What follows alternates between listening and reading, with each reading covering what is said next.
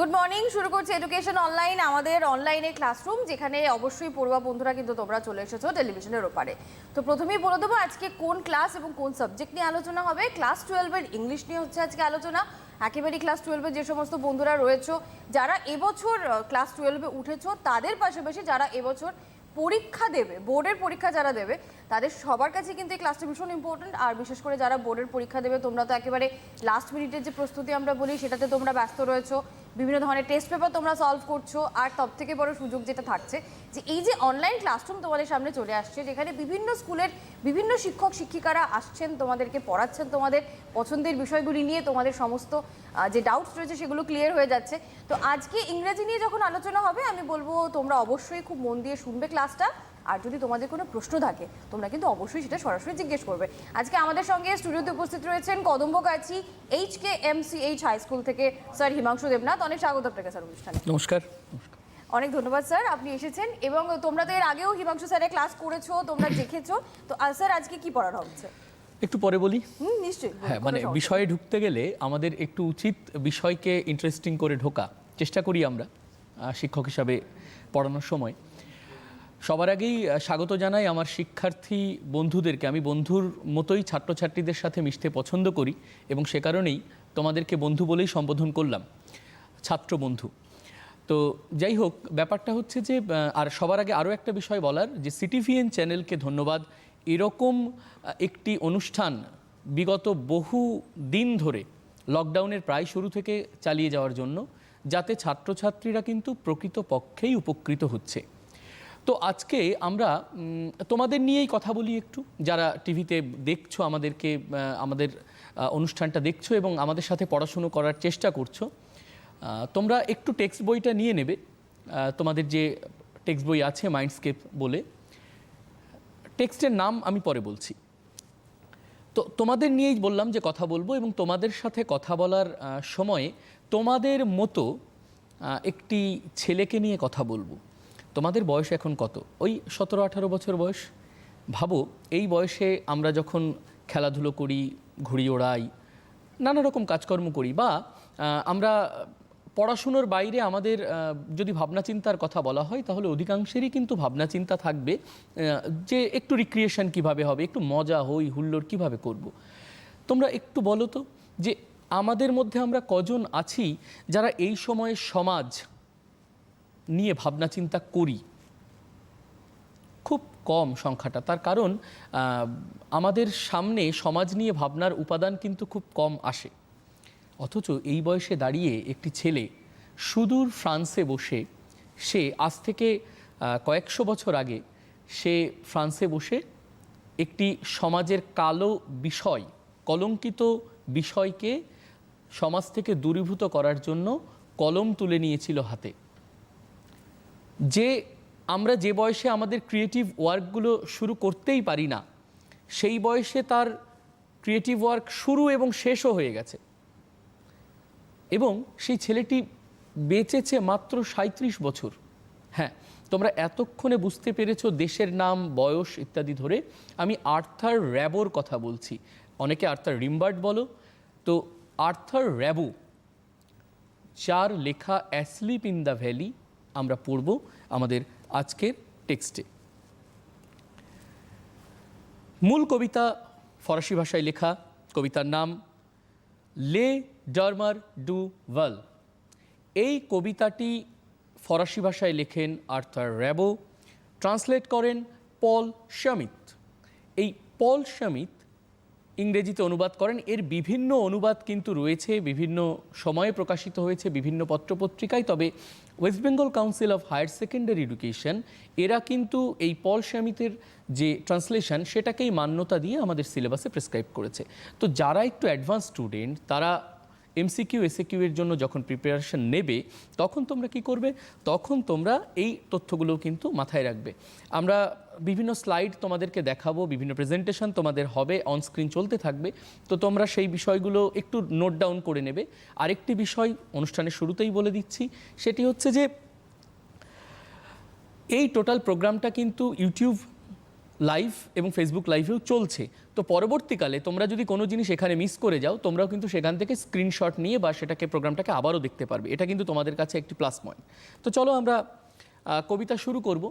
তার আগে তোমাদের সাথে আর্থার র্যাবোর সম্পর্কে একটু কিছু বলি। ভদ্রলোক জন্মগ্রহণ করেছিলেন 20 অক্টোবর 1854 সালে এবং যার অরিজিনাল নেম ছিল অ্যাকচুয়ালি ফরাসিতে জিন বলে কোনো শব্দ হয় না, ওদের দন্তন্যকে ওরা চন্দ্রবিন্দু দিয়ে উচ্চারণ করে। তো নিকোলাস আর্থার র্যাবো এটা ছিল ওনার নাম, এটা অরিজিনাল নেম। পরবর্তীকালে সংক্ষেপে এটাকে করা হয় আর্থার র্যাবো। জন্মগ্রহণ করেন ফ্রান্সের কার্লেভিলেতে। মারা যান, আমি মৃত্যু সালটা ইচ্ছা করেই আগে রেখেছি, তার কারণ মারা যাচ্ছেন মাত্র 37 বছর বয়সে ভদ্রলোক মারা যাচ্ছেন। 10ই নভেম্বর 1891 সালে মারা যাচ্ছেন।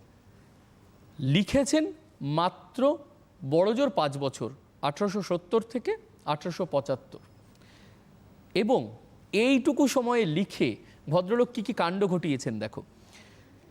3টে মুভমেন্টকে, লিটারেরি মুভমেন্টকে এবং আর্টিস্টিক মুভমেন্টকে উনি ইনিশিয়েট করেছেন। তার মধ্যে একটা হচ্ছেন সিম্বলিজম, একটা সুরিয়ালিজম এবং একটি হচ্ছে ড্যাডাইজম। তো সিম্বলিজম, সুরিয়ালিজম, ড্যাডাইজম এটা নিয়ে আলাদা আলাদা ক্লাস হতে পারে, আমি খুব ডিটেলসে যাচ্ছি না। সুরিয়ালিজম মানে হচ্ছে যে আমাদের বাস্তব জগৎ এবং কল্পনার জগতের ভেতরে একটা যোগসূত্র আছে, সেটাকে স্থাপিত করা সাহিত্য এবং শিল্পের মাধ্যমে। এবং ড্যাডাইজম যে আমাদের সমাজের যে কালো অধ্যায়গুলো সেগুলোকে অ্যানিহিলেট করা সমাজ থেকে, এই সমস্ত কথা বলে ড্যাডাইজম। আর সিম্বলিজম তো তোমরা জানোই, এতদিনে জেনেও গেছো। তো এই জায়গা থেকে ভদ্রলোক শুরু করলেন এবং ওনার দ্বারা মাত্র এই ভাবো 16 থেকে 20 বছর যার বয়স, তার দ্বারা ইন্সপায়ার্ড হচ্ছেন পরবর্তী সময়ের আর 3জন মনীষা। কে? পাবলো পিকাসো, বব ডিলান এবং জিম মরিসন। জিম মরিসনের নামটা স্ক্রিনে তোমরা পাচ্ছ না। তো যাই হোক, এই 3জন মানুষ, পাবলো পিকাসো, বব ডিলান এবং জিম মরিসন, ওনারা কিন্তু ইন্সপায়ার্ড হন এই আর্থার র্যাবোর দ্বারা। কবিতায় যাব।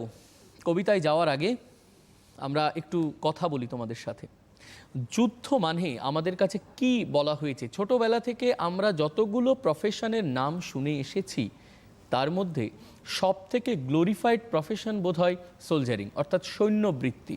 এবং আমাদের দেশে একজন সৈনিক, আমাদের দেশে কেন গোটা বিশ্বে একজন সৈনিকের মৃত্যুকে যতটা গ্লোরিফাইড করে দেখানো হয়, আমার মনে হয় না আর কোনো প্রফেশনের মৃত্যুকে এত গ্লোরিফাইড করে দেখানো হয়, apart from political figures or না। এখন প্রশ্ন হচ্ছে যে তাহলে কি আমার এই বক্তব্যের মাঝখানে আমি কোনোভাবে সৈনিকদের অপমান করছি? একেবারেই নয়। সৈনিকরা যে কাজটা করছেন সেটার কাছে ওই গ্লোরিফিকেশনটা কিচ্ছু না। মানে ব্যাপারটা এরকম যে সৈন্যবৃত্তিটা যে আসলে কি সেটা সাধারণ মানুষের কাছ থেকে চেপে রাখার জন্য সৈনিকদের এইভাবে গ্লোরিফাই করা হয়। এবং এটার মূলে প্রথম যেমন ইনি আঘাত করেন আর্থার র্যাবো, পরবর্তী সময়ে আরও একজন বিখ্যাত নাট্যকার, এবং তাকে শুধু নাট্যকার বললে ভুল হবে, তিনি সর্বক্ষেত্রে তার অবদান রেখেছেন। এবং উইলিয়াম শেক্সপিয়ারের পরে ইংরেজি সাহিত্যে এত বেশি ভার্সাটাইল জিনিয়াস বোধহয় এই ভদ্রলোক, যার নাম হচ্ছে George Bernard Shaw. George Bernard Shaw বলছেন ওনার আর্মস অ্যান্ড দ্য ম্যান নাটকে যে soldiering is the coward's art of attacking someone mercilessly when you are strong and keeping away of harm's way when you are weak। এই একটি line গোটা নাটকটির সুরটিকে যেমন বেঁধে দেয়, গোটা যুদ্ধের সুরটিকেও বেঁধে দেয়। যুদ্ধের যে চেপে রাখা অংশ, যে কালো অধ্যায়, সেই অধ্যায়টাকে আমাদের সামনে উন্মুক্ত করে তোলে, কারণ যেটা কখনোই আমাদের সামনে আসে না এবং বলা ভালো আনা হয় না কেন? তাহলে এই দিকটা যদি কেউ দেখে, তাহলে গোটা বিশ্বের যারা রাষ্ট্রনায়ক আছেন, কূটনীতিক আছেন, তারা যে যুদ্ধের কারবারটা করে খান, সেই যুদ্ধের কারবারটা বন্ধ হয়ে যাবে। আর যুদ্ধের কারবার বন্ধ হয়ে গেলে অনেক মানুষের অনেক ক্ষতি হয়ে যাবে। এখন ব্যাপারটা তাহলে কি? যুদ্ধ বলতে আমাদের ছোটবেলা থেকে কি দেখানো হয়? যুদ্ধ মানে বলা হচ্ছে এরকম যে উদয়ের পথে শুনিকার বাণী, ভয় নাই ওরে ভয় নাই, নিঃশেষে প্রাণ যে করিবে দান, ক্ষয় নাই তার ক্ষয় নাই। অর্থাৎ যুদ্ধে যেতে পারলে, অথবা এরকম বলছেন একটা জায়গায় কবি যে কেবা আগে প্রাণ করিবেক দান, তারে লাগে হুড়াহুড়ি। অর্থাৎ কে আগে যুদ্ধক্ষেত্রে গিয়ে মারা যাবে, এটার জন্য হুড়োহুড়ি পড়ে গেছে। এখন তোমরা ভাবো, ভারতের সাথে কোনো প্রতিবেশী রাষ্ট্রের যুদ্ধ হচ্ছে, এখন ভারতের সমস্ত সৈনিক ভাবলো যে ঠিক আছে আমি সীমান্তে যাব, যুদ্ধক্ষেত্রে গিয়ে প্রথমেই একদম হাত বুক চিতিয়ে দাঁড়িয়ে গিয়ে বলবো আই বুলেট আমার বুকে এসে লাগ, আমি মরে যাই, তাহলে আমি শহীদ হয়ে গেলাম। এটা কি সৈনিকদের টার্গেট থাকে? একদম না। যুদ্ধক্ষেত্রে কিন্তু সৈনিকদের বলা হয় যে যতক্ষণ পারো তুমি বেঁচে থাকার চেষ্টা করবে, you have to survive to serve your nation. এই সত্যটা কিন্তু বলা হলো না। আচ্ছা, যুদ্ধক্ষেত্রে যখন যাচ্ছে সৈন্যবাহিনী, তখন তাদের বড় বড় ছবি, তাদের সুসজ্জিত ছবি সংবাদপত্রে ছাপা হয়, দূরদর্শনে দেখানো হয়, সংবাদে দেখানো হয়। যখন তারা ফিরে আসে তাদের ছবি কতবার দেখানো হয়? কজনের ছবি দেখানো হয় যার হাতটা নেই, যার পা নেই, যার চোখটা হয়তো নষ্ট হয়ে গেছে, যার মুখের একটা সাইড পুড়ে গেছে, ঝলসে গেছে। দেখানো হয় কি? যতগুলো মৃতদেহ আসে যুদ্ধক্ষেত্র থেকে, দেখানো হয় কি? না দেখানোর মতো অবস্থায় থাকে। এবং তোমরা শুনলে অবাক হবে যে কোনো মানুষের একটা অধিকার হচ্ছে তার বডিটি, মারা যাওয়ার পরে তার বডিটি যেন সৎকার করা হয়, প্রপার ওয়েতে তাকে সমাহিত করা হয়। একদম, এটা ন্যূনতম মানবাধিকারের মধ্যে পড়ে যে তার সসম্মানে তার বডিটাকে যেন দাহ করা হয়, সৎকার করা হয়, যে ধর্মের যার নীতি আছে, সেই রীতি অনুযায়ী, রিচুয়াল অনুযায়ী। মজার ব্যাপার হচ্ছে অনেক ক্ষেত্রে এমন কিছু থাকেই না যাকে দাহ করা যাবে। দেহ তো পাওয়াই যায় না, দেহ পাওয়া যায় না। এবং নিশ্চিহ্ন, যখন একটা বড় বোমা এসে, একটা কামানের গোলা এসে যদি একটা সৈনিকের পরে থাকে, তখন কি থাকবে তার? আমরা যখন উচ্চ মাধ্যমিক পড়তাম, আপনার মনে থাকবে একটা পাঠ্য ছিল নাটক প্রগ্রেস, যেখানে নায়কের মা জেনেছিল একটা সমাধিতে ফুল দিয়ে এসেছে। পরবর্তীকালে সে জানতে পারছে যে সমাধিতে যে ফুল দিয়ে এসেছে তার সন্তানের সমাধি বলে, সেটা আসলে তার সন্তানের সমাধিই নয়। আর সেই মৃত্যু দিনেই তার দাদা, সে প্রফেসর কোরি, সে অ্যাটম বোম তৈরি করার ফর্মুলা আবিষ্কার করছে। এবং তিনি বলছেন যে আমি এটা আমার দেশকে দেব এরকম ভাবার কোনো কারণ নেই, আমি তাকেই দেব যে আমাকে সব থেকে বেশি টাকা দেবে, বেশি অর্থ দেবে। হ্যাঁ, তার মানে যুদ্ধটা আসলে একটা ব্যবসা। যুদ্ধ মানে শত্রু খেলা, যুদ্ধ মানে আমার প্রতি তোমার অবহেলা। এই জায়গা থেকেই অ্যান্টি ওয়ার পোয়েট্রি তৈরি হয় এবং এই কবিতাটি লেখা হয়। কবিতাটির নাম হচ্ছে অ্যাসলিপ ইন দ্য ভ্যালি। আমরা একটু স্ক্রিনটা শেয়ার করতে অনুরোধ করব। কবিতায় ঢুকে যাচ্ছে, একদম লাইন বাই লাইন কবিতাটা পড়ব। এবং কবিতাটাকে আমি দুবার পড়ব আজকে, অনেকটা সময় আছে, দুবার পড়ব। কেন দুবার পড়ব পরে বলছি। আমি যখন প্রথম এই কবিতাটি পড়ি, আমার একবারের জন্যও মনে হয়নি এটা কোনো যুদ্ধের কবিতা। আমার বারবার মনে হয়েছে এটি একটি সুন্দর রোম্যান্টিক কবিতা, যেখানে প্রকৃতির একটি অসাধারণ বর্ণনা দেওয়া হচ্ছে। এবং আমি ছবিতেও দেখিয়েছি একদম যে কথাগুলো কবিতায় লেখা আছে, সেই কবিতাটা কথাগুলোই আমি ছবিতে প্রেজেন্ট করার চেষ্টা করেছি। যেমন গুপি গায়ন বাঘা বায়ন দেখলে প্রথমবার আমার মনেই হয় না যে এটা একটা অসাধারণ যুদ্ধবিরোধী ছবি, ভাবুন। এবং কখনো মনেই হয়নি যে এটা এত ভালো একটা পলিটিক্যাল ছবি। একদম, সেটা প্রথমে তো আমাদের মনেই হয় না, প্রথমে মনেই হয় না। এবং সুকুমার রায়ের যে কোনো কবিতা দেখুন, যাকে আমরা এতদিন বলে এসেছি ননসেন্স পোয়েট্রি, হ্যাঁ, তো সেই ননসেন্সের ভেতরে যে কত সেন্স আছে, প্রবলভাবে রাজনৈতিক কবিতা, এবং সেই সেন্সগুলোকে যে কিভাবে, যেমন কিম্ভূত কিমাকার বলে একটি কবিতা আছে সুকুমার রায়ের, আমরা প্রসঙ্গের বাইরে চলে যাচ্ছি যদিও একটু বলে দিই। সেই কবিতাটা তো আমার মনে হয় এখনকার যে খুব অ্যাসপিরেন্ট গার্জিয়ান, তাদের গালে একটি সজোরে থাপ্পড়, যে ছেলেকে তোমরা আসলে কি বানাতে চাও? সাঁতারু বানাতে চাও, না লেখক, না কবি, না শিল্পী, না পেইন্টার, কি বানাতে চাও ছেলেকে? এবং এই যে গাদা গাদা প্রাইভেট টিউটর, এবং আলটিমেটলি প্রাইভেট টিউশনের চাপে ছেলেটি যে কিছুই পরিণত হয় না, কিম্ভূত কিমাকারই হচ্ছে, হ্যাঁ, তো সেটা কিন্তু বুঝতে পারি না। তো যাই হোক, আমরা কবিতায় ফিরে আসি। বলছেন প্রথম লাইনে কবি, এবং এই কবিতার ভেতরে একটি টেলিস্কোপিক ভিউ আছে। অর্থাৎ তোমরা যখন কোনো সিনেমা দেখবে, এমন অনেক সিনেমাই তোমরা দেখতে পারবে যেটার সাথে মানে বহির্বিশ্বের সাথে কিছু যোগাযোগ আছে। আমি বেশ কিছু সিনেমার শুরুটাই হয় এরকম, মহাকাশ থেকে ক্যামেরাটা আস্তে আস্তে পৃথিবীর দিকে আসছে, জুম করতে করতে করতে করতে আমরা গোটা পৃথিবীটাকে দেখতে পেলাম। পৃথিবীর ভেতরে একটা মহাদেশের অংশ এবং কিছু সমুদ্র দেখতে পেলাম। আরও খানিকটা জুম হলো, তারপরে একটা দেশে ঢুকলাম, আরও খানিকটা জুম হলো, তারপরে একটা শহরে একটা উঁচু বিল্ডিং, তারপরে সিনেমা শুরু হচ্ছে। এই যে জুম করা, টেলিস্কোপ দিয়ে আস্তে আস্তে আস্তে ভেতরে যাচ্ছি। আমাদের এই কবিতায় কবি ওয়ার্ড দিয়ে, তার শব্দ দিয়ে অসাধারণ জুম করেছেন। প্রথম ছবি দেখো, একদম একটা landscape, a small green valley where a slow stream flows. দেখো একদম স্ক্রিনে দেখতে পাচ্ছ a small green valley where a slow stream flows. দেখো আমি পয়েন্টার দিচ্ছি, তোমরা দেখে নাও। স্মল গ্রিন ভ্যালি, তাতে একটা স্মল স্ট্রিম ফ্লো করছে, অর্থাৎ একটা সবুজ উপত্যকা, দুই পাহাড়ের মধ্যবর্তী স্থান, তাতে কি করছে, একটি নদী যাচ্ছে, ছোট্ট নদী বয়ে চলেছে। এবং সেই নদীটি শুধু বয়ে চলেছে না, কি করছে দেখো, and leaves long strands of silver on the bright গ্রাস।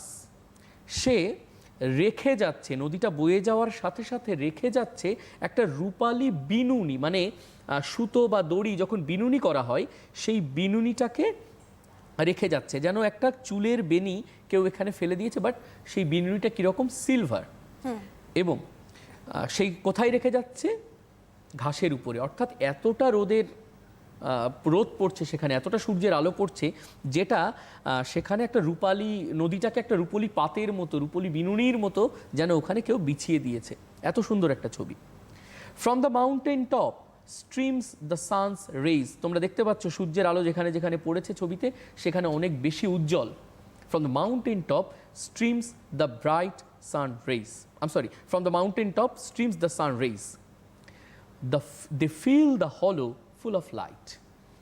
এই যে শূন্য স্থান, সেটাকে আলো দিয়ে ভরে দিয়েছেন, আরো আলো, আরো আলো, এই নয়নে প্রভু ঢালো। আর এখানে প্রভু উপত্যকার ভেতরে সেই আলো ঢেলে দিয়েছেন। গোটা উপত্যকাকে যদি আমরা একটা গ্লাসের মতো কল্পনা করি, সেই পাত্র, প্রকৃতির পাত্র ভরে দিয়েছেন আলো দিয়ে। কোথায় এখানে যুদ্ধ আছে? মনে হচ্ছে কোথাও কোনো যুদ্ধ আছে?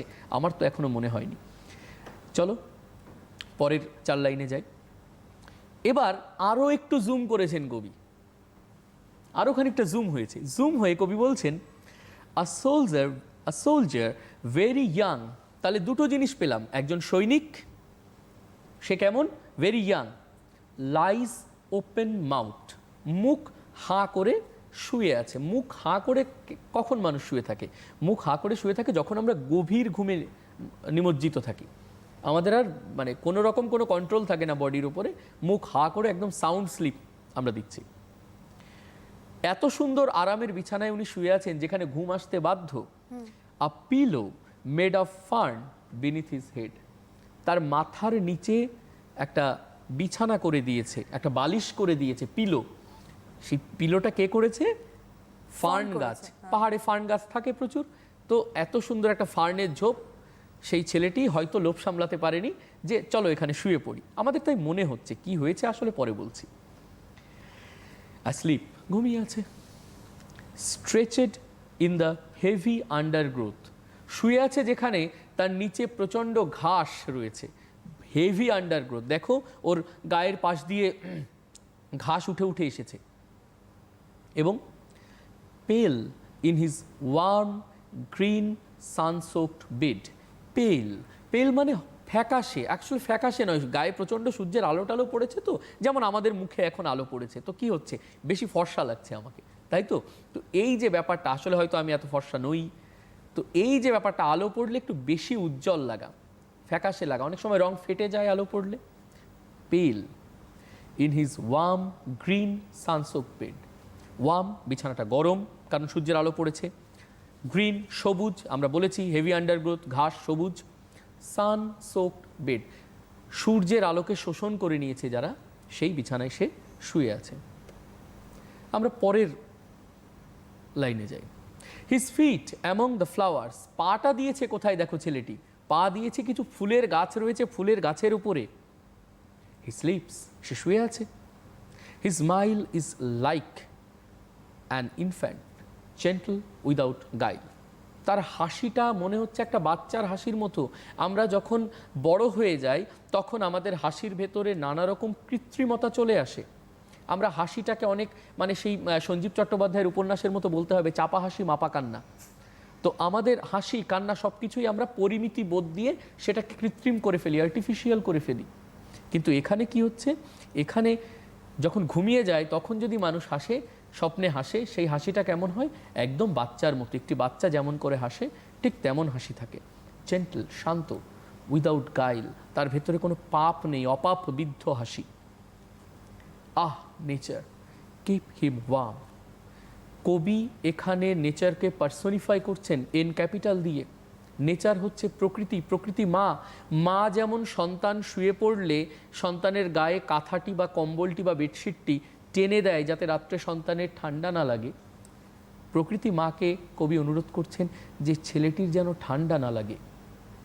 হি মে ক্যাচ কোল্ড, ঠান্ডা লেগে যেতে পারে, মা ওকে একটু গরম রাখো, উষ্ণ রাখো, কারণ পাহাড়ে তো শীতের জায়গা, বরফ টরফ পড়েছে সেইখানে। The humming insects don't disturb his rest. মাথার উপরে কিছু মাছি, কিছু মৌমাছি উড়ে বেড়াচ্ছে, বলছে এরা ওকে ডিস্টার্ব করছে না, ও এত গভীর ঘুমে আছে, এসব ডিস্টারবেন্স ও বদারই করছে না। হি স্লিপস ইন সানলাইট, সে শুয়ে আছে রৌদ্রে। One hand on his breast, একটা হাত বুকে দিয়ে রেখে দিয়েছে। অ্যাট পিস, শান্তিতে, মানে ঘুমটা কত গভীর, কবি কত ইন্টেন্স ঘুমের কথা বলছে যে একটা হাত বুকে রেখে দিয়েছে। এইটা হচ্ছে লাস্ট বাট ওয়ান লাইন, এবং লাস্ট লাইনের একটুখানি অংশ আমি দেইনি এখানে, একটা সেন্টেন্স আমি দেইনি। তোমরা দেখো এই পর্যন্ত তোমাদের কোথাও মনে হলো যে এই কবিতাটা কোনোভাবে যুদ্ধের কবিতা মনে হয়েছে ম্যাডাম? একেবারেই না, মানে শুধুমাত্র যদি না বলা হতো যে এই তরুণ ছেলেটি যে শুয়ে আছে সে একজন সোলজার, এইটুকু না বলা হলে কোথাও যুদ্ধের উল্লেখ মাত্র নেই। এবং আমি ছবিটাকেও একটু এডিট করেছি, যে ছবিটা, এই ছবিটাকে একটু ভালো করে আপনারা দেখুন। এই ছবিটা মানে এতক্ষণ ধরে যে ছবিটা আমি দেখালাম, এই ছবিটাকে খুব ভালো করে দেখে নিন, বিশেষ করে এই অংশটাকে খুব ভালো করে দেখে নিন। দেখে নাও তোমরা সবাই এর পরের ছবি। এবার এই অংশটা, in his side there are 2 red holes, তার বুকের পাশে দুটো লাল গর্ত, দুটো লাল ক্ষত, দুটো লাল ছিদ্র।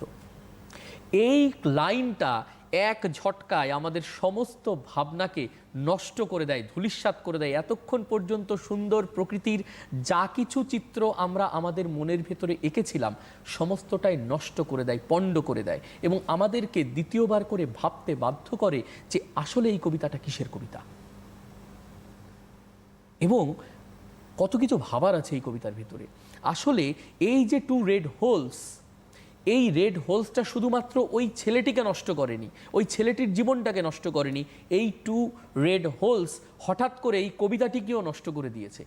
কবিতাটির সমস্ত ভাবনাকে যেভাবে ভেঙে নষ্ট করে দিয়েছে, মেরে ফেলে দিয়েছে, হত্যা করেছে, এই 2 red holes সেই একইভাবে এই ছেলেটিকে হত্যা করেছে। আর কাকে কাকে হত্যা করেছে এবার কবিতাটাকে একটু রিক্যাপ করব, তারপরে বলবো। তোমাদের যদি এখনো পর্যন্ত কোনো প্রশ্ন থাকে, স্ক্রিনে কিন্তু নাম্বার আছে, তোমরা ফোন করতে পারো। একদমই। আমি আবার একদম প্রথমে চলে যাব কবিতার। এবার কবিতাটাকে রিড করি আমরা একটু। A small green valley where a slow stream flows, কোনো অসুবিধা নেই, ক্যামেরা আস্তে আস্তে জুম হচ্ছে। And leaves long strands of silver on the bright grass, কোনো অসুবিধা নেই, নদীর কাছে পৌঁছে গেছি। From the mountain top streams the sun's rays, এ পর্যন্তও কোনো অসুবিধা নেই, যা বলেছি তাই। দে ফিল দ্য হলো ফুল অফ লাইট, সমস্ত উপত্যকাকে আলো দিয়ে ভর্তি করে দিয়েছে, কোনো অসুবিধা নেই। এই ছবিটা নিয়ে আমাদের কোনো আপত্তি নেই, আমরা দূর থেকে এমনই দেখতে পাচ্ছি এই প্রকৃতিকে। A soldier very young, soldier madam বলেছেন, তোমাদের পয়েন্ট আউট করেছেন, আমি ইচ্ছা করে হাইট করে রেখেছিলাম বিষয়টাকে। ম্যাডাম বলেছেন যে সোলজার না বললে এই কবিতায় যুদ্ধের কোনো অনুষঙ্গই নেই, যুদ্ধের কোনো কনটেক্সটই নেই। ভেরি ইয়াং, তার মানে যে সৈনিকটি এখানে গেছে যুদ্ধ করতে সে আসলে ভীষণ ইয়াং, একদম তরুণ, একদম তরুণ। কারণ যুদ্ধে তো বুড়ো ওরা যায় না, 60 বছর যাদের বয়স হয় তারা যুদ্ধে যায় না, 40-45 বছরের মধ্যে যুদ্ধ রিটায়ারমেন্ট হয়ে যায়। লাইজ ওপেন মাউথ, সে কিরকম আছে, মুখ হা করে পড়ে আছে। না, এই ঘুমাচ্ছিল না, আমরা প্রথম থেকেই বলেছিলাম ঘুমাচ্ছিল, মরে গেছে, মরে গিয়ে যন্ত্রণায় কাতরাচ্ছিল, তো বুকে হাত রেখে কাতরাচ্ছিল, তো সেই কাতরাতে কাতরাতে মুখটা হা হয়ে রয়েছে। A pillow made of fern beneath his head, তার মাথার নিচে ফার্নের বালিশ কে দিয়ে গেছে? কেউ দিয়ে যায়নি। আসলে এই ছেলেটির পরিণতি এতটাই করুণ, যেটা আমি প্রথমেই বলছিলাম যে একটি মানুষের নৈতিক অধিকার মানবাধিকারের মধ্যে পড়ে। তার মৃতদেহটা সৎকার করা হবে, এর সৈন্য যারা সহযোদ্ধারা তারা নিয়ে যেতে পারেনি, এর বডিটা ব্যারাকে ফিরিয়ে নিয়ে যেতে পারেনি। আবার যারা একে হত্যা করেছে তারাও একে নিয়ে যায়নি, ওখানেই ফেলে রেখে গেছে। বাঁচলি বাঁচ, মরলি মর, থাক ওখানে, পচে যা। খুব গ্রামের ভাষায় যখন কাউকে খুব মারাত্মক রকমের হুমকি দেওয়া হয় তখন বলা হয় যে তোমার মৃতদেহ শিয়াল কুকুর দিয়ে খাওয়াবো। তার মানে তোমাকে এতটাই একটা ডিসঅনার্ড ডেথ আমি দিচ্ছি যে তুমি আসলে মরে পচে যাও। ফেলে রেখে গেছে।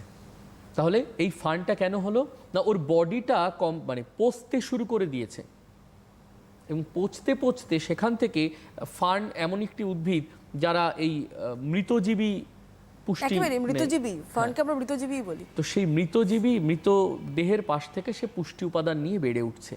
তাহলে ওর মাথার নিচ দিয়ে সাইড দিয়ে ফার্ন গাছ জন্মেছে, ও ওখানে মাথা দেয়নি। এতদিন ধরে ফেলে রাখা যেখানে ফার্ন গাছ হয়েছে, সে বড় হয়েছে, বড় হয়ে মনে হচ্ছে যেন ফার্নে মাথা দিয়ে আছে। স্ট্রেচেড ইন দ্য হেভি আন্ডারগ্রোথ। হেভি আন্ডারগ্রোথ যেখানেও শুয়ে আছে সেখানে তো ঘাস জন্মাতে পারেনি, সাইড দিয়ে ঘাসগুলো বড় হয়েছে। পেল, পেল হবেই তো, দুটো বুলেট শট হয়েছে, রক্ত সে তো রক্ত শূন্য চলে গেছে, রক্ত শূন্য, তাই পেল। প্লাস ঠান্ডায় পড়ে আছে। আসলে ও বেঁচে, মানে ও যে এতদিন একটু হলেও ওর বডিটা বোঝা যাচ্ছে সেটা হচ্ছে ঠান্ডার জায়গা বলে। পচনটা স্লো ছিল। গ্রিন সানসোক বেড, এই পর্যন্ত কোনো অসুবিধা নেই, বোঝা যাচ্ছে তো। Next, his fit among flowers. এখানে একটা দারুণ আইরনি আছে। মরে গেলে কেউ তার পায়ে আমরা ফুল দিই, শেষ শ্রদ্ধা জানাই। তো সেই শেষ শ্রদ্ধা জানানোর জন্য তো কেউ নেই, তাই প্রকৃতি মা যেন ওর পায়ের কাছে কটা ফুলের গাছ জন্মিয়ে দিয়েছেন। কোনো পাখি হয়তো কোনো ফুলের বীজ ওখানে এসে ফেলে রেখে গেছে, একটি বুনো ফুল সেখানে জন্মেছে, ও পাটা ওখানে দেয়নি, ওর পায়ের কাছে শেষ শ্রদ্ধা যেন প্রকৃতিই জানিয়েছে। His smile is like an infants. তার হাসি, প্রশ্ন হতে পারে যে হাসি কেন? তাহলে কেউ মরার সময় হাসছিল? মোটেই না। যন্ত্রণায় মুখটা এতটাই বিকৃত হয়ে গেছে শেষে যে সেটা হাসি না কান্না সেটাকে আর আলাদা করা যাচ্ছে না। আহ নেচার, কিপ হিম ওয়ার্ম। হে প্রকৃতি মা, তুমি ওকে গরম রাখো। কারণ নিজস্ব যে এটিপি উৎপাদন, অ্যাডিনোসিন ট্রাইফসফেট উৎপাদনের যে ক্ষমতা, মানুষের শরীর গরম থাকে, সেলে যখন মাইটোকন্ড্রিয়ার ভেতরে তোমার অ্যাডিনোসিন ট্রাইফসফেট উৎপন্ন হয়, এর সেটা নেই তো, সমস্ত শেষ, সব বন্ধ হয়ে গেছে। জীবনের যে প্রক্রিয়া সেটা পুরো স্তব্ধ। তাহলে এ বেঁচে থাকবে কি করে? আর উষ্ণ থাকা মানেই বেঁচে থাকা। কে রাখবে একে উষ্ণ? বলছেন হে মা, প্রকৃতি মা, নেচার, তুমি যদি পারো ওকে রাখো উষ্ণ। হি মে ক্যাচ কোল্ড। সে তার ঠান্ডা লেগে যেতে পারে, অর্থাৎ ঠান্ডা লেগে যেতে পারে মানে সে ঠান্ডা হয়ে যেতে পারে, আর শীতলতাই হচ্ছে মৃত্যুর নামান্তর। Next, the humming insects don't disturb his rest. কি করে করবে? যে বেঁচেই নেই তাকে আর কি করে গুনগুন করে জাগিয়ে দেবে পোকামাকড়? নেই জাগানোর কেউ, পারবে না জাগাতে। He sleeps in sunlight. ও রোদে ঘুমিয়ে আছে। One hand on his breast. একটা হাত বুকে, প্রচণ্ড কষ্ট হচ্ছে, তাই সেই হাত দিয়ে সে বুকে, আমরা যখন কেউ মারা যায় তখন দেখবে যে কোনো জায়গাতে দেখানো হয় যে মারা যাওয়ার সময় বুকে হাত দিচ্ছে, বুকে ব্যথা হচ্ছে প্রচণ্ড, যেন কিছু জ্বলছে, এবং একে গুলি করা হয়েছে বুকে। তো এটা শান্তিতে রাখেনি, এটা যন্ত্রণায় রেখেছে, এবং সেভাবেই সে শেষ নিঃশ্বাস ত্যাগ করেছে। এবং লাস্ট সেন্টেন্স ছিল, in his side there are 2 red holes. দুটো রেড হোলস, ভীষণ সিগনিফিক্যান্ট। ধরো 1 কিলোমিটার দূর থেকে আমি কাউকে গুলি করছি, আমি কিন্তু তার বুক লক্ষ্য করে গুলি করতে পারবো না। তার কারণ গুলি মানে যখন বুকে গুলি করা হয় কখন, যখন তার মৃত্যুটাকে সুনিশ্চিত করা হয় তখন তার বুকে গুলি করা হয় অথবা তার মাথায় গুলি করা হয়। তার মানে একে মারবে এটা কনফার্ম ছিল, অ্যাক্সিডেন্টালি গুলি লেগে যায়নি যে ওপাশ থেকে ফায়ারিং হচ্ছে এপাশ থেকে এরা ফায়ারিং করছে নদীর এপাশ ওপাশ, হয়নি এরকম। যেটা হয়েছে সেটা হচ্ছে ওর খুব কাছে থেকে পয়েন্ট ব্ল্যাঙ্ক রেঞ্জ থেকে ওকে গুলি করা হয়েছে। একটা গুলি করলেই মরে গেছে ও। মৃত্যুটাকে সুনিশ্চিত করার জন্য সেকেন্ড শট করা হয়েছে। অর্থাৎ কতটা নিষ্ঠুর হলে একটি এত ইয়াং ছেলেকে এইভাবে মেরে ফেলা যায়। মজার ব্যাপার হচ্ছে যে মারলো আর যাকে মারলো এদের দুজনের ভেতরে কোনো শত্রুতা নেই, এরা কেউ কাউকে চেনেই না, এরা কেউ জীবনে কাউকে দেখেও নি চেনেই না। কখনো। এবং উইলফ্রেড আউনের একটি বিখ্যাত কবিতা আছে এই বিষয়ের, যেখানে এরকম বলা হচ্ছে যে একটি সৈনিক এবং আরেকটি সৈনিক তারা মরার পরে দেখা করছে, মানে নরকে তাদের দেখা হয়েছে এবং বলছে যে আমি সেই বন্ধু যাকে তুমি গুলি করেছিলে। তো বলছে ওই বাবা আমি তো তোমাকে চিনতাম না। কি দারুণ না, মানে যারা যুদ্ধ করছে তারা কেউ কাউকে চেনে না অথচ যুদ্ধ করে যাচ্ছে। তারা কেউ কাউকে চেনে না, আর যারা তাদের যুদ্ধ- কারোর সাথে কোনো শত্রুতা নেই, যারা যুদ্ধ বাঁধাচ্ছে তারা ঠান্ডা ঘরে বসে আছে, এবং তারা পরস্পরকে চেনে। তারা পরস্পরকে চেনে। এবং বাংলাদেশের কবি শামসুর রহমানের একটি বিখ্যাত কবিতায় উনি বলছেন যে, কবিতার নাম হচ্ছে আশ্চর্য সেই হাত, সম্ভবত যতদূর মনে পড়ছে। সেখানে বলছেন যে একই হাত দিয়ে যে তার সন্তানকে আদর করছে, তার স্ত্রীকে আদর করছে, সেই হাত কি করে পরের দিন অ্যাটম বোমা চার্জের সিগনেচার করতে পারে। 4 লাইনের একটি কবিতা।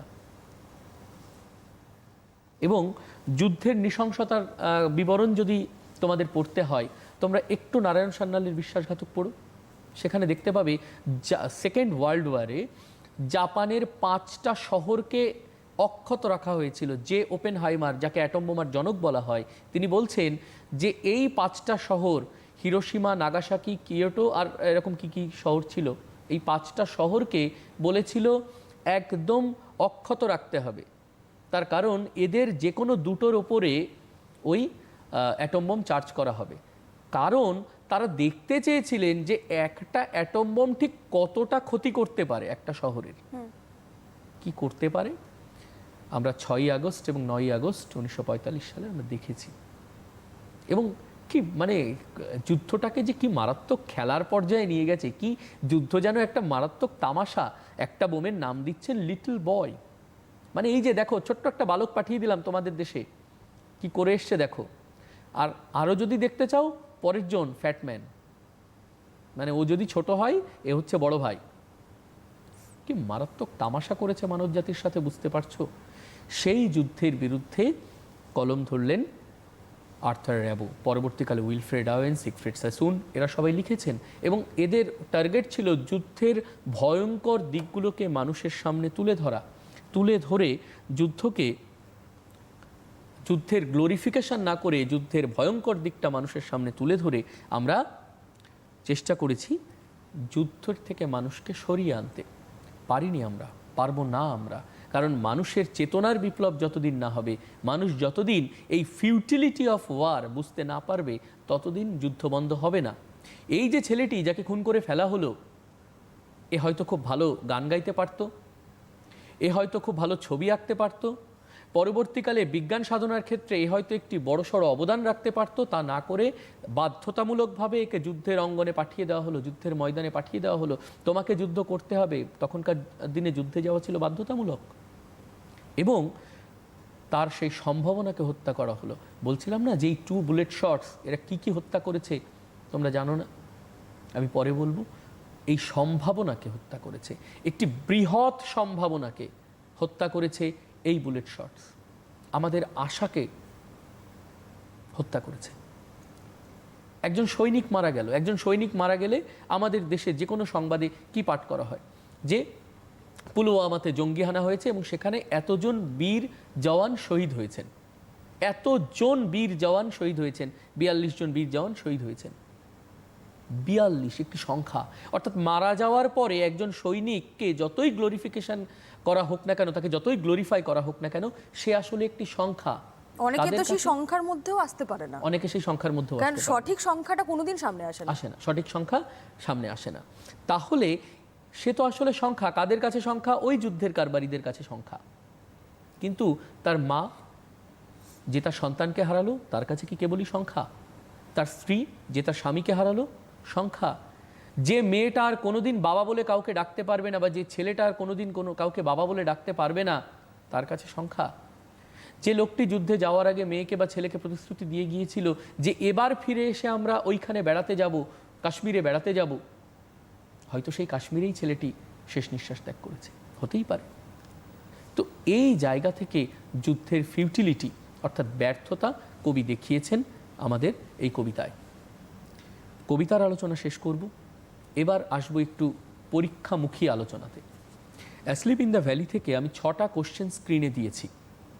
এই 6টা কোশ্চেন একটু করতে হবে। এবং আরও একটা ব্যাপার, সেটা হচ্ছে যে আগে একদম এই সিলেবাসের প্রথম দিকে যখন পরীক্ষা হতো, তখন পরীক্ষাটা হতো এইভাবে যে একটা ডেসক্রিপটিভ প্রশ্ন, মানে 6 নম্বরেরই প্রশ্ন, এবং সেই 6 নম্বরের প্রশ্নে তোমাকে একদম 6 নম্বরেরই উত্তর লিখতে হবে, যেমন significance of title, theme, antiwar attitude, বা একদম সাবস্ট্যান্স, এরকম লেখা হতো।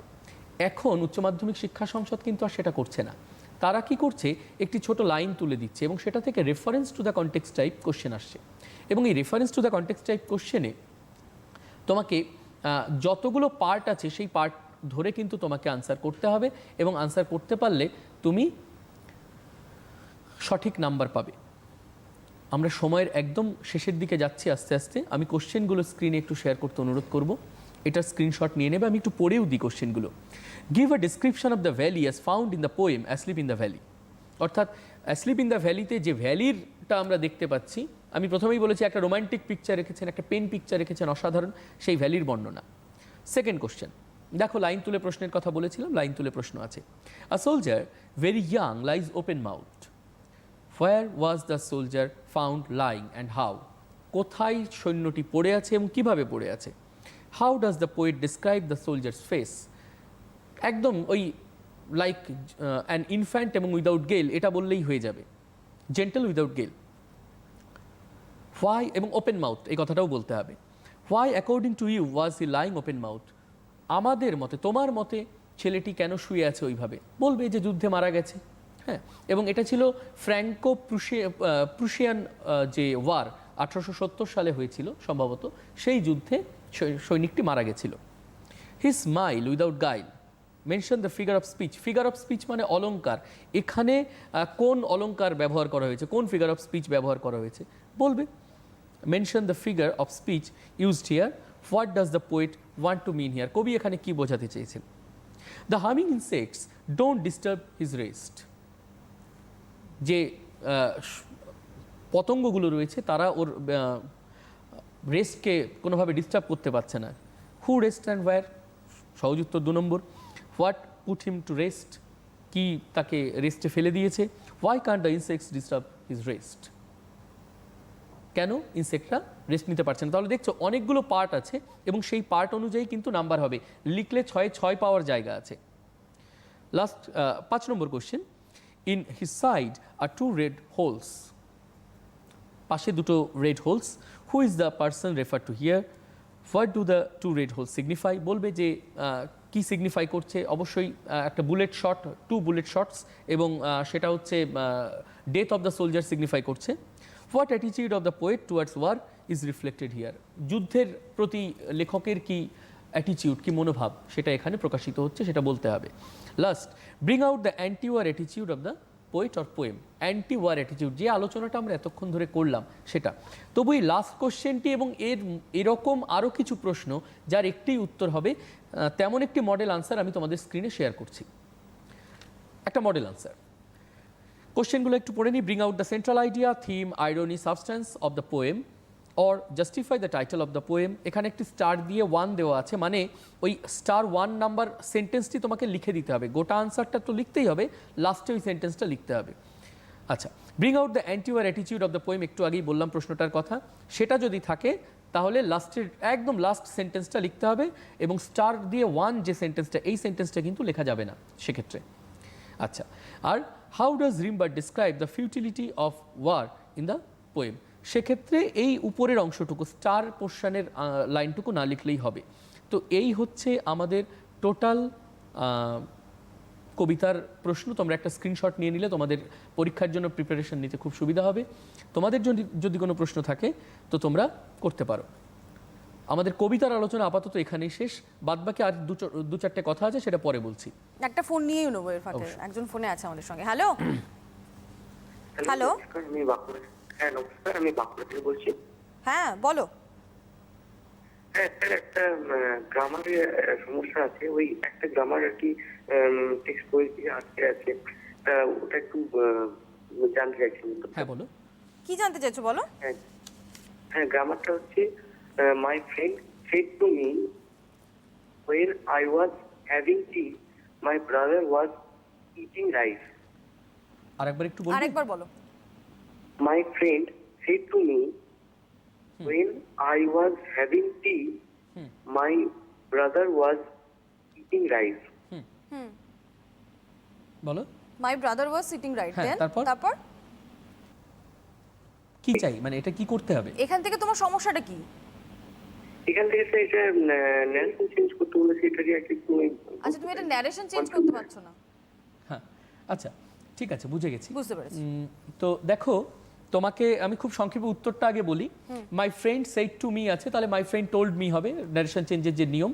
এবং তুমি তো এটাকে করেছো, এটা দেওয়াই আছে তোমার ইনডাইরেক্ট ন্যারেশনে, তুমি যা বলতে চেয়েছো। তো এটাকে যদি ডাইরেক্ট ন্যারেশন হয় তাহলে my friend said to me comma inverted comma এটা দেবে, দিয়ে তুমি লিখবে যে when I was having tea, তাহলে তুমি লিখবে যে when are you having tea, and তুমি এখানে কিছু একটা ভুল করেছো, বুঝলে? না, এটা ন্যারেশনটা আসছে না এটা ওইভাবে। ওইভাবে আসছে না না। কিন্তু। হ্যাঁ, my brother was eating rice. ও আচ্ছা, এটা তুমি অ্যাকচুয়ালি তোমার ডাইরেক্ট ন্যারেশনেই আছে, হ্যাঁ, তুমি বোধহয় হ্যাঁ, ইনভার্টেড হ্যাঁ, কমাটা হ্যাঁ। বলতে মিস করেছো। যাই হোক, my friend told me that, এখানে একটা দ্যাট দিতে হবে যদিও ওয়েন আছে, কারণ এটা একটা অ্যাসার্টিভ সেন্টেন্স। তো my friend told me when he had been having tea, এই ওয়াজটা যেহেতু পাস্ট কন্টিনিউয়াস টেন্সে আছে, এটা ন্যারেশন চেঞ্জ হওয়ার সময় হয়ে যাবে পাস্ট পারফেক্ট কন্টিনিউয়াস টেন্স। তো when he had been having tea, comma, his brother had been eating rice. আশা করি তোমার উত্তরটা তুমি পেয়ে গেছো। আমি আবার একটু বলে দিচ্ছি, my friend told me that when he had been having tea, his brother had been eating rice. আশা করি উত্তর পেয়ে গেছো। তো প্রশ্ন করার জন্য ধন্যবাদ। যদিও আজকে আমাদের আলোচনার বিষয়টা ছিল টোটালটাই পুরোপুরি আলাদা, এই বিষয়টা একদম শুধু কবিতার নয়। উপরে। ঠিক আছে, নিশ্চয়ই গ্রামারের ক্লাস হবে ভবিষ্যতে, তখন তোমার সাথে আবার কথা বলা যাবে। নিশ্চয়ই। তো ম্যাডাম, আমরা কি একদম শেষের দিকে নাকি? হ্যাঁ, আমরা একদম শেষের দিকে প্রায়। তাহলে এই কথাটা আমি মাধ্যমিকের ক্লাস নেওয়ার দিনও বলেছি, শেষ কথা, কিন্তু এটাই শেষ কথা নয়। এই কথাগুলো কিন্তু একদম মনে রাখবে, উচ্চ মাধ্যমিক পরীক্ষার্থীরাও মনে রাখবে। প্রথম কথা হচ্ছে যে পরীক্ষা পর্যন্ত সুস্থ থাকাটাও একটা চ্যালেঞ্জ। তার কারণ স্কুল খুলে গেছে, তোমরা স্কুলে প্রতিনিয়ত যাচ্ছ। এখন করোনা সংক্রমণের যদিও আমরা লকডাউন থেকে আনলক ফেজে চলে এসেছি, কিন্তু নিয়মের কিন্তু কোনো শিথিলতা এখানে চলবে না। মাস্ক, স্যানিটাইজার ব্যবহার করবে, ফিজিক্যাল ডিস্টেন্সিং মেনে চলবে। সরকার থেকে কিছু নির্দেশ তোমাদেরকে দেওয়া আছে, সেই নির্দেশগুলো মেনে চলবে। যে বন্ধুর সাথে ইচ্ছা করলেও এখন একটু এক টিফিন বক্সের থেকে টিফিন শেয়ার করা যাবে না, বা যখনই জলের বোতল টোতলগুলো এক্সচেঞ্জ করবে একটু স্যানিটাইজ করে নিতে হবে। তো এগুলো কিন্তু মেনে চলবে। 2, ভীষণ ইম্পর্টেন্ট, সেটা হচ্ছে অ্যাডমিট কার্ড। প্রত্যেক দিন কিন্তু অ্যাডমিট কার্ড এবং রেজিস্ট্রেশন নিয়ে স্কুলে যেতে হবে, মানে পরীক্ষা দিতে যেতে হবে যখন উচ্চ মাধ্যমিক পরীক্ষা দিতে যাবে। এবং এই অ্যাডমিট কার্ড এবং রেজিস্ট্রেশন সার্টিফিকেটের এক কপি জেরক্স অবশ্যই বাড়িতে রেখে দেবে।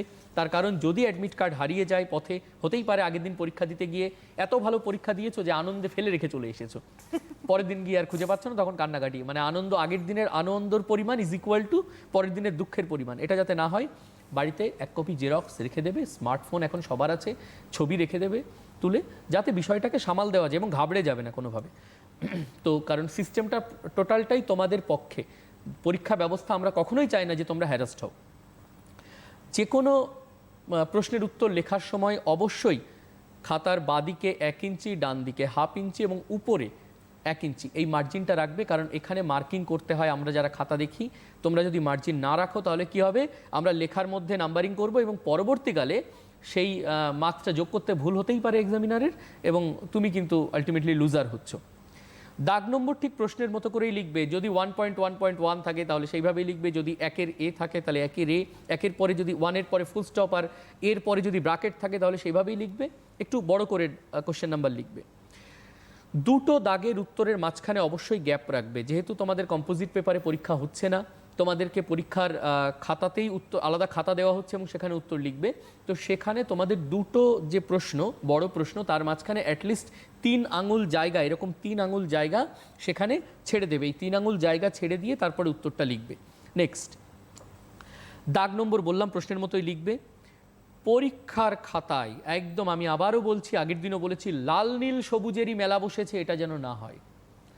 অবশ্যই নীল কালি দিয়ে উত্তর লিখলে কালো কালি দিয়ে পয়েন্টিং করবে, আর কালো কালি দিয়ে উত্তর লিখলে নীল কালি দিয়ে পয়েন্টিং করবে। প্রেফারেবল বল পয়েন্ট পেন দিয়ে লিখবে। জেল পেন বা যেগুলো ফাউন্টেন পেন সেগুলো ইউজ না করাই ভালো। তাতে খাতা দেখার সময় যদি 1 ফোঁটা জলও পড়ে বা তোমার পরীক্ষার সময় 1 ফোঁটা জলও পড়ে, উত্তরটা কিন্তু ফেড হয়ে যেতে পারে, তো সেটা বিপজ্জনক। তার থেকে বল পয়েন্ট পেন ব্যবহার করাটাই বুদ্ধিমানের কাজ।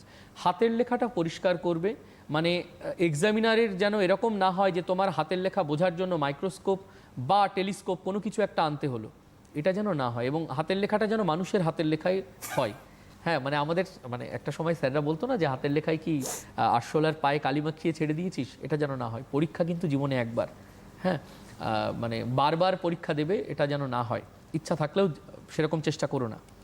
পরীক্ষার হলে নিজেদের মধ্যে কথা বলবে না। অনেকেরই টেন্ডেন্সি আছে, একদম প্রশ্ন সোজা এসছে তো বন্ধুর সাথে আলোচনা শুরু করে দিলে। যতই প্রশ্নে লেখা থাকুক এটা আলোচনা করো বা ডিসকাস দিস, তোমরা কিন্তু পরীক্ষার হলে প্লিজ ডিসকাস করো না। হ্যাঁ, মানে এটা খুব ডিসগাস্টিং হবে তখন। লেখার শেষে রিভিশন করতে হবে। রিভিশনটা এমন হবে যেন তুমি আমার খাতাটা দেখছো এবং খাতা দেখে নাম্বার কাটতে বসেছো, তাহলে রিভিশনটা রিভিশনের মতো হবে। তা না হলে শুধু রিডিং দিয়ে কোনো লাভ নেই। আর অবশ্যই সবাই ভালো থাকো, এরকম ভালোভাবে পরীক্ষা দাও। আর আরেকটা জিনিস যেটা বলি সেটা হচ্ছে যে পরীক্ষায় যে টেক্সটগুলো তোমাদের বাদ গেছে, অর্থাৎ অন কিলিং এ ট্রি এবং থ্যাংক ইউ ম্যাম, এটা থেকে প্রশ্ন আসবে না। অযথা এটা নিয়ে আর খাটাখাটনি করো না যে যদি এসে যায় তাহলে কি হবে, ভাবার কোনো কারণ নেই। একদম, অনেক ধন্যবাদ স্যার। আজকে তো সময় আমাদের হাতে শেষ। এডুকেশন অনলাইন তোমাদের জন্য পরে অবশ্যই আবার ফিরবে, আর যদি কেউ মিস করে গিয়ে থাকো বা আবার দেখতে চাও, ইউটিউবে অবশ্যই দেখতে পাবে। নমস্কার।